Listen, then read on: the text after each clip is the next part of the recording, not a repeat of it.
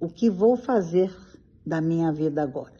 Eu fui convidada para escrever um capítulo dentro desta obra, e eu, ao trazer esse capítulo, é um convite para vocês dizer o seguinte: eu aprendi em um momento de encruzilhada, e o momento da encruzilhada, ele não precisa ser um momento pesado, um fardo.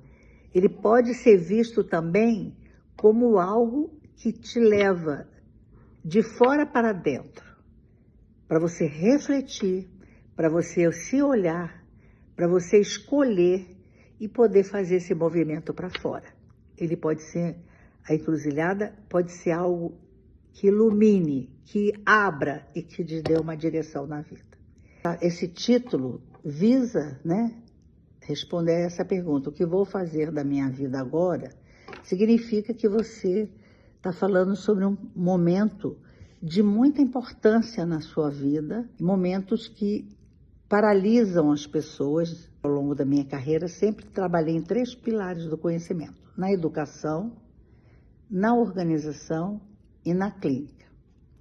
Acontece que houve um momento que eu precisei rever, porque eu queria fazer uma mudança de carreira, estava muito corrido, Então eu precisava melhorar minha qualidade de vida. E, coincidentemente, eu precisei, para ajudar minha filha, que morava longe e trabalhava longe, ficar com o meu neto, que é o tesouro da nossa família.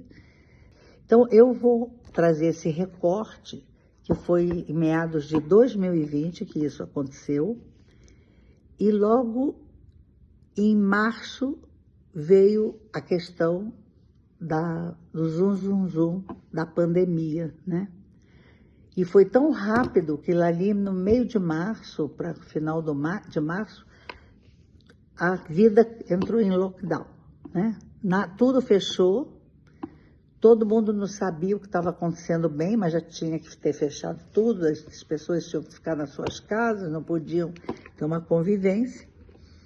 E eu, como tenho uma doença crônica chamada DPOC, que é uma obstrução crônica no pulmão, eu teria que ter um cuidado muito grande. Também com aquela joia, que é meu neto, de 5 anos, eu também precisava cuidar dele, para ele poder ter um espaço para viver essa experiência que estava pondo todo mundo em angústia, mas sem saber muito bem para onde ir. E fui embora para minha chácara com ele e meu filho também. E chegando lá, eu achei que era uma coisa para ficar somente alguns fins de semana. De repente, aquilo foi se perpetuando, e aí eu comecei a ficar muito tensa, porque eu tenho uma relação muito forte com a questão do tempo. Que questão é essa? Eu tenho uma questão que ou eu estou perdendo tempo ou eu estou ganhando tempo. É uma coisa do imaginário, eu sei, como psicanalista, mas mesmo assim, isso aí foi uma coisa que sempre mexe comigo. Eu tenho uma relação com esse relógio incrível, entendeu? E o que aconteceu? O tempo foi passando, um negócio que era para ser só alguns fins de semana foi se perpetuando. Eu tinha começado um novo projeto, trabalhar com mulheres 50 a mais. O tempo foi passando e eu não conseguia colocar o meu projeto. E eu comecei a entrar numa angústia. Mas eu tive uma coisa que aconteceu exatamente nesse ano, foi que eu fui convidada para fazer um trabalho como mentora num programa chamado Nós por Elas, do Instituto IVG. Me permitiu, ao trabalhar com as mentoradas, também ao criar os projetos de carreira, as escolhas com elas, eu também ficava pensando nas minhas. E por aí o tempo foi passando, eu fui me angustiando e de repente aquilo não se acabava e eu comecei a pensar de novo no tempo, o que eu ia fazer, quando acabasse, para onde que eu iria. Mas foi um momento muito especial, hoje eu olhando para trás vejo. Por quê? Foi um momento em que me permitiu eu poder olhar para a minha trajetória, que não foi pouca, olhar para minhas conquistas, aquilo que eu tinha realizado, e muitas reflexões aconteceram nesse momento. Uma delas, o meu foco era trabalhar com a pessoa humana. Eu trabalhava no desenvolvimento de pessoas. Então, outra reflexão que eu fiz, que foi importante, eu não tinha uma experiência de avaliar de perto todo o tempo como é que estava sendo a minha vida, ou para onde eu estava indo, quais eram os ganhos que eu tinha nesse tipo de atuar em 3 pilares, o que me trazia. E foi uma oportunidade. E mais do que uma oportunidade, foi a questão de lidar com a solitude, gente. Foi muito importante atravessar essa experiência do silêncio, de estar comigo mesmo, de repensar, de refletir os meus caminhos. E outra coisa que foi muito importante, e eu descobri que eu tenho uma mente e uma necessidade de trabalhar com o todo. E o todo não é uma única parte, entendeu? E nem é a soma, né? Se a gente pensar na Gestalt, nem é a soma de todas as partes que faz o todo. O todo é muito além. E essa convicção de que eu poderia fazer mais do que uma escolha, fazia um sentido para a minha vida, um sentido para o meu campo.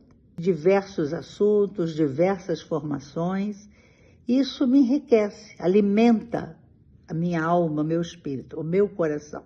E eu acho que só quando você chega no coração, que aquilo você se sente próspera, se sente que cumpriu uma missão ou está cumprindo uma missão, né? E aí também comecei a pensar como é que eu ia viver nos espaços, né? Aí, quem sou eu nesse espaço? Quem sou eu nessa vida? Como posso ser eu sem agredir o outro, sem me anular? Então, isso foi reflexões que foram me ajudando muito.